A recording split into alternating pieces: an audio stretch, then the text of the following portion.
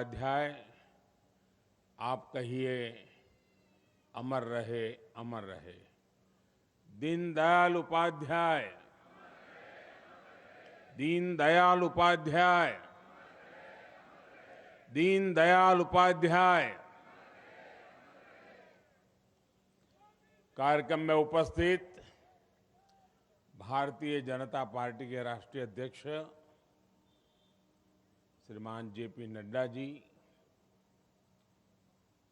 केंद्रीय मंत्रिमंडल में मेरे सहयोगी, हमारे वरिष्ठ नेता श्रीमान राजनाथ सिंह जी,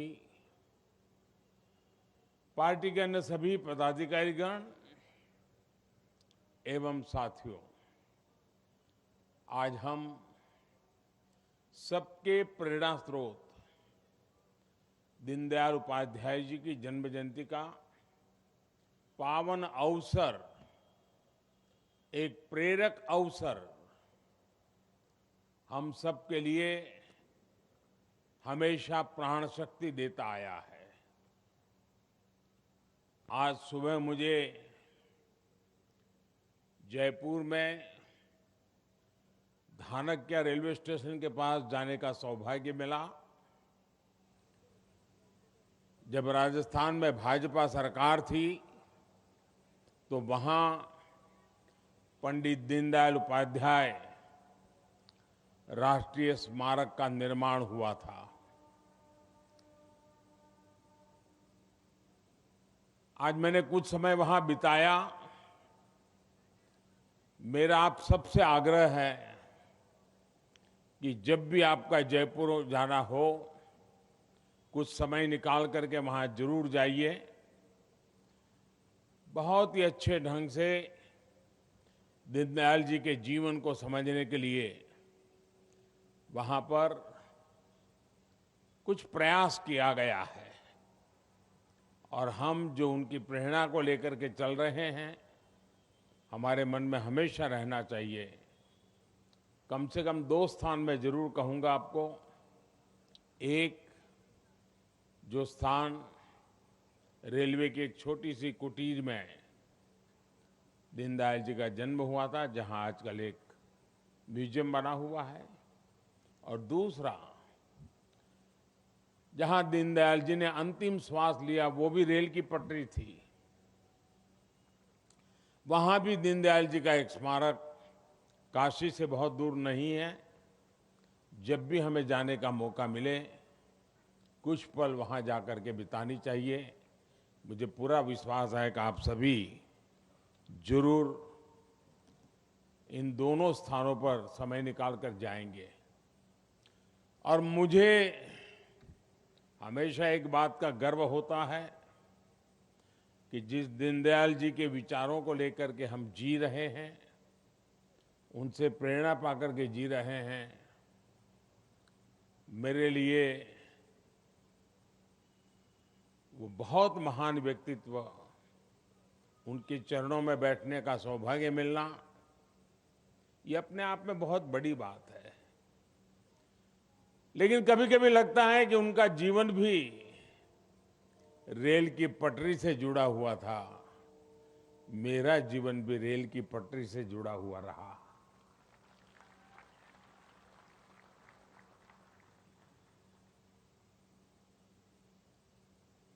सुबह उस पवित्र स्थान पर से मैं आज यहां सीधा एयरपोर्ट से आपके बीच आया हूं, और ये शाम मुझे दिल्ली में पंडित दीनदयाल उपाध्याय पार्क में उनकी प्रतिमा के लोकार्पण का अवसर मिला है।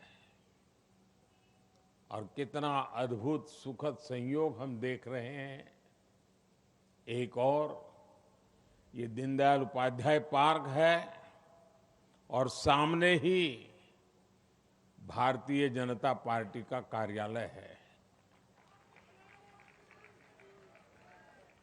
उनके ही रोपे गए बीज से आज बीजेपी का विशाल वटवृक्ष बन चुकी है। ऐसे में दीनदयाल जी की ये प्रतिमा हम सब के लिए ऊर्जा का स्रोत बनेगी। ये प्रतिमा राष्ट्र प्रथम की प्रण, उस प्रण की प्रतीक बनेगी। ये प्रतिमा दीनदयाल जी द्वारा दिए गए एकात्म मानव दर्शन की प्रेरणा बनेगी। ये प्रतिमा हमें हमारे अंत्योदय के संकल्प की याद बार बार दिलाती रहेगी। ये प्रतिमा इस बात की भी प्रतीक बनेगी कि हमें देश में राजनीतिक शुचिता को हमेशा जीवंत बनाए रखना है। मैं इस अवसर पर दीनदयाल जी के चरणों में नमन करता हूं, उन्हें आदरपूर्वक श्रद्धांजलि देता हूं। मेरे परिवारजनों, दीनदयाल जी की जयंती से ठीक पहले देश ने एक ऐसा काम भी पूरा किया है जिसने इस अवसर का संतोष और बढ़ा दिया है। पिछले सप्ताह ही भाजपा के नेतृत्व से संसद में नारी शक्ति वंदन अधिनियम पास हुआ है। दीनदयाल जी ने एकात्म मानव दर्शन का, इंटीग्रल ह्यूमनिज्म का जो मंत्र राजनीति को दिया था, ये उसी विचार का विस्तार है। राजनीति में महिलाओं की उचित भागीदारी के बिना हम समावेशी समाज की डेमोक्रेटिक इंटीग्रेशन की बात नहीं कर सकते। इसलिए ये कदम न केवल हमारे लोकतंत्र की जीत है, बल्कि भारतीय जनता पार्टी के तौर पर हमारी वैचारिक जीत भी है। मेरे परिवारजनों, आज हमारे जैसे करोड़ों लोग दीनदयाल जी के मार्ग का अनुसरण करते हैं, उन्हें अपना आदर्श मानकर काम करते हैं। लेकिन हम जो सामने देख रहे हैं, उसकी जड़ों में क्या है, ये जानना भी उतना ही जरूरी होता है। कैसे उन्होंने एक मिशन के लिए, एक संकल्प लिए अपना पूरा जीवन खपाया, और तब आज उसका फल हमें मिल रहा है, देश को मिल रहा है। हम सब जब उन्हें याद करते हैं तो उनके लिखे पत्र भी बार बार याद आते हैं। हम जानते हैं कि बचपन में ही माता पिता की मृत्यु की वजह से दीनदयाल जी ज्यादातर समय अपने ननिहाल में ही रहे।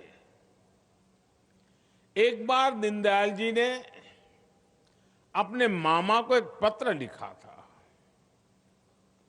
और आप में से पुराने सभी कार्यकर्ताओं ने वो पत्र जरूर पढ़ा होगा। उस समय उनका परिवार समस्याओं से घिरा हुआ था। उनके मामा जी शायद चाह रहे थे कि वो समाज कार्यों को छोड़कर घर वापस आ जाएं, कुछ पैसे कमाने के लिए कोई नौकरी ज्वाइन कर ले। तब दीनदयाल जी ने एक चिट्ठी लिखी थी, और उस पत्र में उन्होंने लिखा था कि एक और भावना और मोह खींचते हैं तो दूसरी ओर प्राचीन ऋषियों और हुतात्माओं की आत्माएं पुकारती है। उन्होंने व्यक्तिगत पारिवारिक जिम्मेदारियों की जगह राष्ट्र के प्रति कर्तव्य का मार्ग चुना। मेरे परिवारजनों, दीनदयाल उपाध्याय जी ने हमेशा समाज के अंतिम पायदान पर खड़े व्यक्ति की बात की थी। यही उनके अंत्योदय का संकल्प था। इसी संकल्प पर चलते हुए बीते 9 वर्षों में हमने अंतिम पायदान पर खड़े व्यक्ति का सामर्थ्य बढ़ाने, उसके जीवन को बेहतर बनाने के लिए कई बड़े कदम उठाए हैं। अब समय है कि हम 100% गरीबों, वंचितों तक पहुंचकर समग्र विकास को सिद्ध करें। अंत्योदय का ये संकल्प हमारी योजनाओं में भी दिख रहा है, हमारे व्यक्तिगत प्रयासों में भी दिख रहा है। आजादी के अमृत काल में हमने सैचुरेशन यानी जन कल्याण की हर योजना को 100% लाभार्थियों तक पहुंचाने का संकल्प लिया है।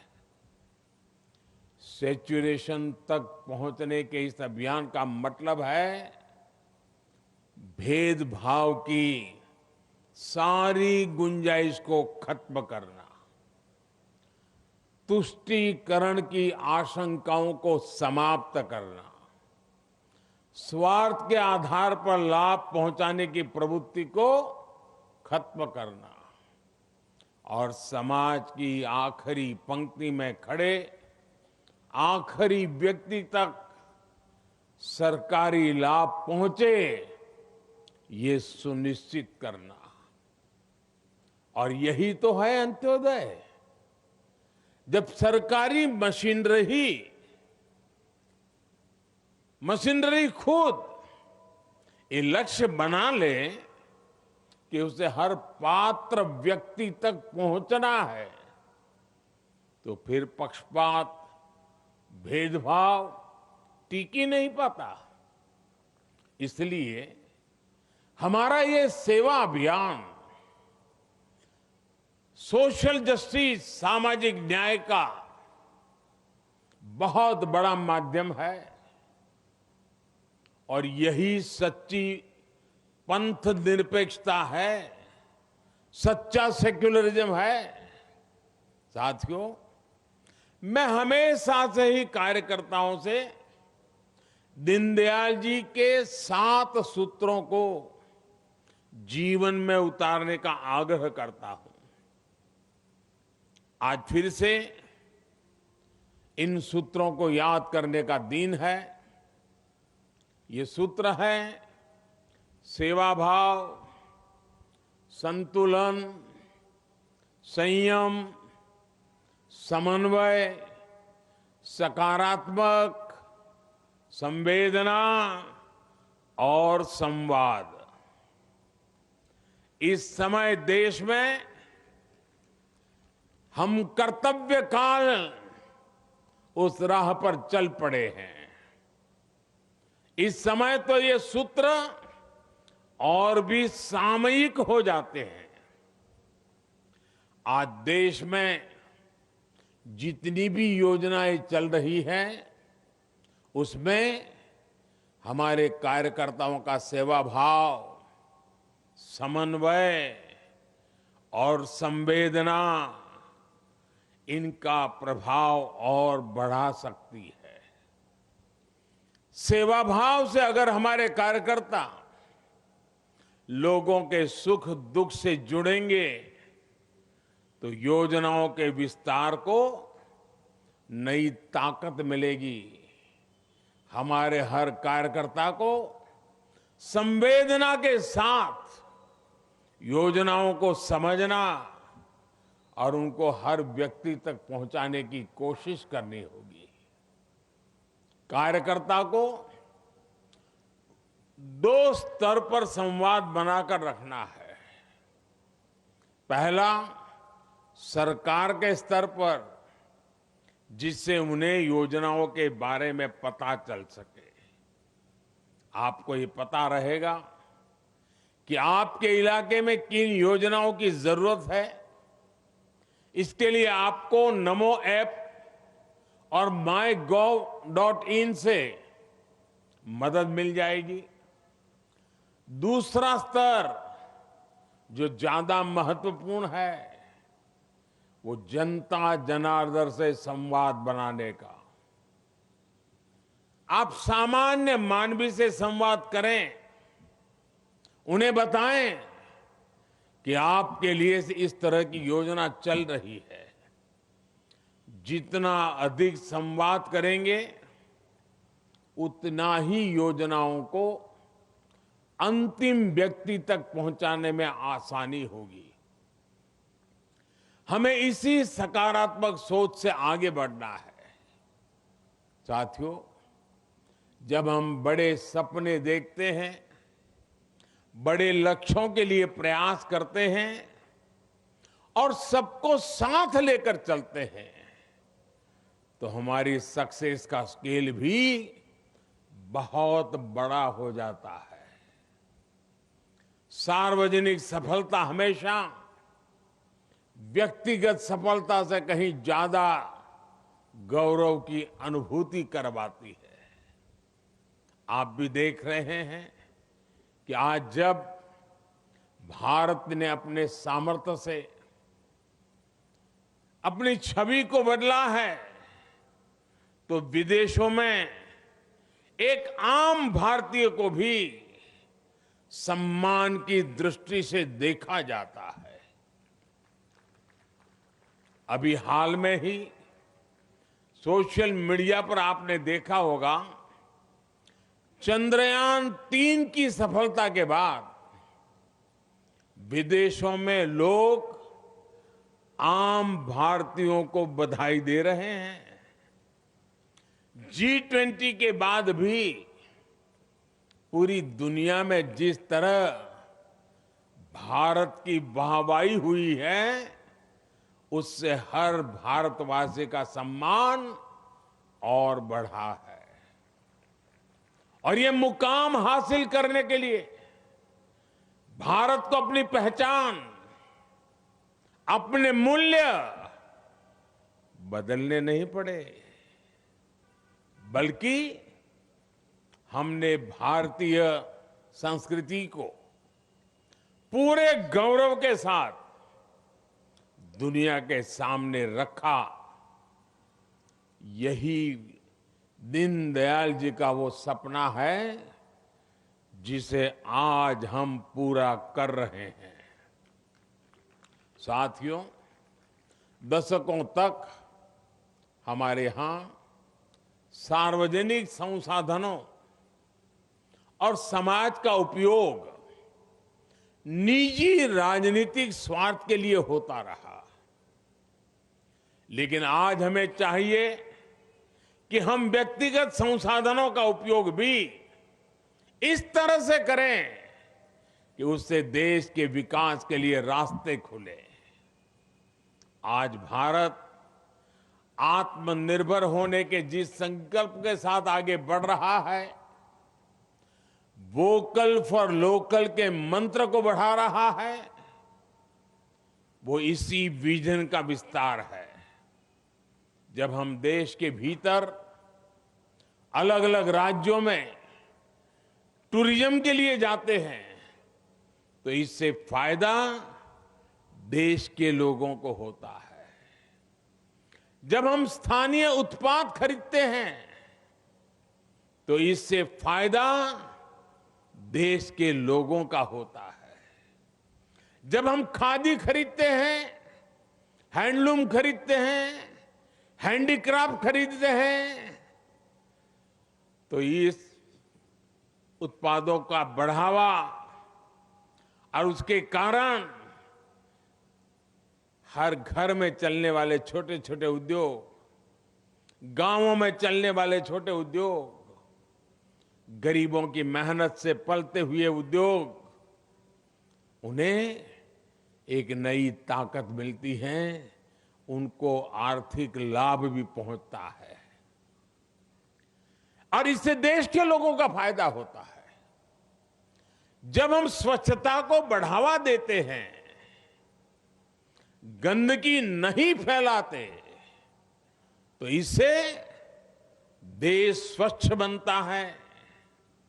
भाइयों और बहनों, सदियों तक हमारा देश ऐसे ही मुश्किल हालातों में फंसा हुआ था, जहां राष्ट्र सेवा का कोई भी अनुष्ठान बिना बलिदान के पूरा नहीं होता था। आजादी के बाद भी नए विचार, नए प्रयास के लिए रास्ते आसान नहीं थे। उस समय भी दीनदयाल जी जैसे महापुरुषों ने अपना सब कुछ देश पर न्योछावर कर दिया था। और मैं मानता हूं कि अगर उनकी अचानक और रहस्यमयी मृत्यु नहीं हुई होती, तो भारत का भाग्य बहुत दशक पहले ही बदलना शुरू हो जाता।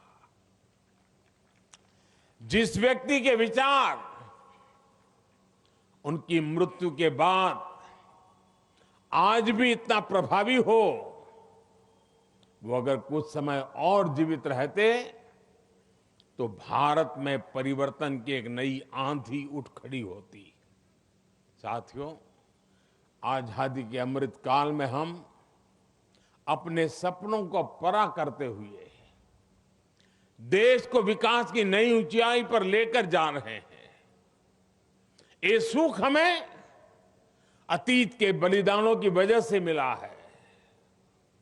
अब हमारी जिम्मेदारी है कि अमृत काल में हम प्रयासों को पराकाष्ठा तक लेकर जाएं। यह हमारी जिम्मेदारी है कि हम भारत के उस स्वर्णिम भविष्य का निर्माण करें, जिसका सपना दीनदयाल जी जैसी विभूतियों ने देखा था। इसी भावना के साथ आप सभी का बहुत बहुत धन्यवाद और फिर एक बार दीनदयाल जी के श्री चरणों में नमन करते हुए मेरी वाणी को विराम देता हूं। नमस्कार।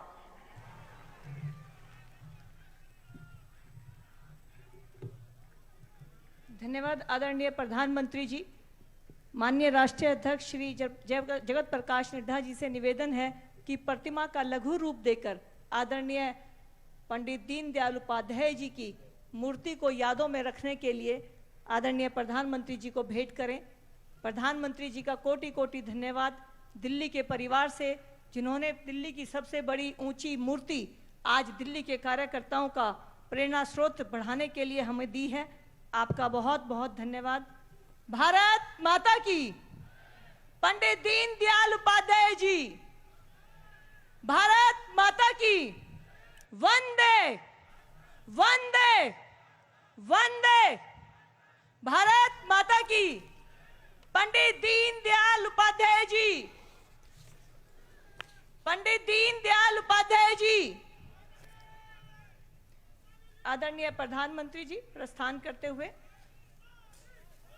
और प्रधानमंत्री जी स्मृति पट्टिकाओं और उद्यान का अवलोकन करते हुए, साथ में आदरणीय राष्ट्रीय अध्यक्ष श्री जगत प्रकाश नड्डा जी, रक्षा मंत्री श्री राजनाथ जी, आदरणीय प्रधानमंत्री जी, आज सपनों का भारत पंडित दीनदयाल जी ने जो देखा था उसके लिए अथक प्रयास कर रहे हैं। दिल्ली के सभी कार्यकर्ता भाव विभोर हैं। आज सबसे ऊंची मूर्ति दिल्ली में जो स्थापित हुई है वो भारतीय जनता पार्टी के आदर्शों का, कार्यों का एक प्रतिरूप है। आदरणीय प्रधानमंत्री जी ने जिस तरह से भारत के स्वरूप को विश्व में एक सशक्त राष्ट्र के रूप में बनाया है, हम सब कार्यकर्ता उनका धन्यवाद करते हैं। पंडित दीनदयाल उपाध्याय जी। पंडित दीनदयाल उपाध्याय जी। पंडित दीनदयाल उपाध्याय जी। पंडित दीनदयाल उपाध्याय जी। आदरणीय प्रधानमंत्री जी सभी कार्यकर्ताओं के बीच में बहुत बहुत साधुवाद प्रधानमंत्री जी का। और एक बार जय घोष के साथ भारत माता की, भारत माता की। देख रहे थे आप सीधा प्रसारण। पंडित दीनदयाल उपाध्याय की प्रतिमा का अनावरण किया प्रधानमंत्री नरेंद्र मोदी ने। दीनदयाल उपाध्याय मार्ग पर स्थित भाजपा मुख्यालय